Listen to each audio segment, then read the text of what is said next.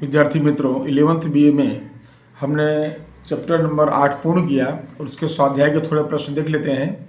तो स्वाध्याय में पहले विकल्प देखिए कि मालकी कोष के संदर्भ में निम्न में से कौन सा कोष सत्य नहीं है।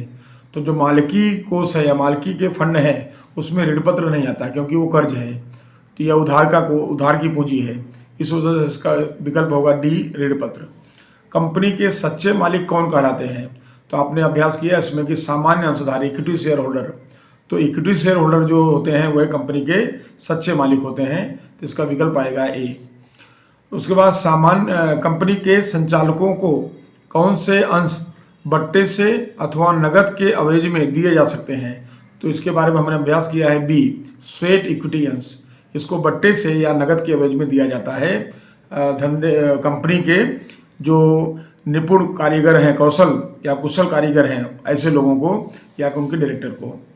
उसके बाद चौथा नंबर है कि कंपनी के लाभ में से सर्वप्रथम लाभांश प्राप्त का अधिकार किसको मिलता है? तो यहाँ पर एक प्रेफरेंस शेयर होल्डर को। तो इसको यहाँ लिखा है पूर्वाधिकार अंशधारी, यानी कि प्रेफरेंस शेयर होल्डर जो होते हैं उनको पहले मिलता है, इक्विटी अंशधारक को बाद में मिलता है। तो यहाँ पूर्वाधिकार अंशधारी आएगा या प्रेफरेंस शेयर होल्डर आएगा। पांचवा है कंपनी के विसर्जन के समय सर्वप्रथम पूंजी वापस किसे मिलती है? तो कंपनी पहले बाहर या तीसरे पक्ष का दायित्व भुगतान करती है, यानी ऋण पत्रधारी जो दायित्व उनका है, तो ऋण पत्रधारियों को प्रथम पूंजी चुकाई जाती है। कंपनी के अस्थायी संपत्तियों में निवेश की गई पूंजी को किस नाम से पहचानते हैं? तो अस्थायी संपत्तियों में पूंजी डालेंगे तो उसको क्या बोलेंगे? स्थिर पूंजी कहेंगे, डी। तो डी आएगा, स्थिर पूंजी। उसके बाद है ऋण पत्र धारक, यह कंपनी के लिए क्या कहलाते हैं? तो ऋण पत्र धारक उधार पूंजी ऋण पत्र है, इस वजह से ऋण पत्र धारक कंपनी के क्या कहे जाते हैं? लेनदार कहे जाते हैं, सी। यहाँ सी विकल्प आएगा। फिर उसके बाद है धंधा की इकाई के लिए दीर्घकालीन वित्तीय आवश्यकता की संतुष्टि के लिए आंतरिक प्राप्ति स्थान कौन सा है? तो आंतरिक प्राप्ति स्थान यही है, लाभ का पुनर्विनियोग। कंपनी जो अपने लाभ में से अनामत के रूप में बचा के रकम रखती है, वही कंपनी की दीर्घकालीन वित्तीय संतुष्टि के लिए आंतरिक प्राप्ति स्थान है। तो क्या बोलेंगे उसको? लाभ का पुनः विनियोग।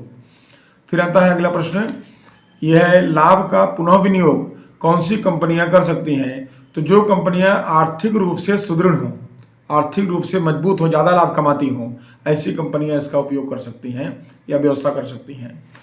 फिर सरकार दीर्घकालीन योजनाओं को सफल बनाने के लिए किस तरह की पूंजी प्राप्त करती है? तो दीर्घकालीन योजनाओं के लिए बॉन्ड द्वारा रकम मंगाई जाती है, बॉन्ड। तो बॉन्ड के द्वारा रकम भी आएगा, मंगाई जो कंपनी जो है या सरकार योजनाओं को पूरा करती है। जैसे हमने देखा सरदार सरोवर निगम का बॉन्ड, तो ऐसा हमने एग्जाम्पल में देखा था वो। फिर उसके बाद है अल्पकाल के लिए कार्यशील पूंजी प्राप्ति के योग्य प्राप्ति स्थान कौन सा है? तो वो है व्यापारी साख, बराबर। व्यापारी साख जो है इसके अंदर कुछ दिन के लिए उधार के रूप में कच्चा माल या जो भी स्टॉक चाहिए मिल जाता है, तो वो कुछ समय के लिए हमको कार्यशील पूंजी की प्राप्ति हो जाती है इसके अंदर। तो यह है व्यापारी साख, डी आएगा इसके अंदर। और अब इसके बाद थोड़ा इसमें एक वाक्य चर्चा कर लेते हैं। सारे प्रश्न हमने देख चुके हैं, फिर भी एक बार देख लेते हैं इसके अंदर।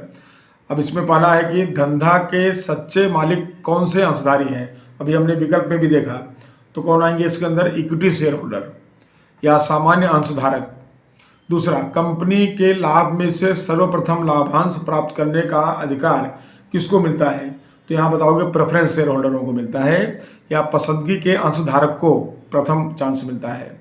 दूसरा, उधार पूंजी के प्राप्ति स्थान कौन कौन से? एक तो डिवेंचर आपने पढ़ा, फिर बॉन्ड, फिर सार्वजनिक बचत, फिर वित्तीय संस्थाओं द्वारा लोन, व्यापारी बैंकें, व्यापारी साख, और उसके बाद अंतर कंपनी के जो बचत। तो ये जो है विनियोग, ये जो है क्या कहे जाते हैं? ये उधार पूंजी के प्राप्ति स्थान के रूप में बताए जा सकते हैं। डिवेंचर, बॉन्ड, सार्वजनिक बचत और जो है वित्तीय संस्थाओं द्वारा लोन और व्यापारी बैंक, और उसके बाद व्यापारी साख जो होता है। तो ये सभी हमारे इसके अंतर्गत बता सकते हैं कि हमारे उधार पूंजी के प्राप्ति स्थान के रूप में कहे जा सकते हैं। उसके बाद आता है कि परिवर्तनीय ऋण पत्र से आप क्या समझते हैं?